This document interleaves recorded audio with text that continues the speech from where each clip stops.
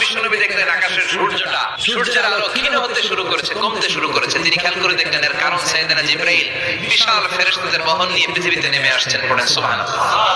এসে বললেন, ইয়া রাসূলুল্লাহ, আমি 1,40,000 ফেরেশতা নিয়ে নেমে এসেছি। আপনি কি জানেন না, ঠিক একটু আগে মদিনাতে আপনার এক প্রিয় সাহাবা, তার নাম হচ্ছে মুআবিয়া ইবনে মুআবিয়া আল মুজানি, একটু আগে শেষ নিঃশ্বাস ত্যাগ করেছে।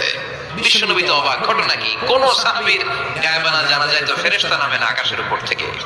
বিশ্বনবী জিজ্ঞেস করলেন, জিবরাইল, কোন সাহাবীর গায়েবানা জানা যায় তোমরা আকাশ থেকে এত ফেরেশতার বহর নিয়ে নামো নাই? কি এমন আমল করেছে আমার মুআবিয়া?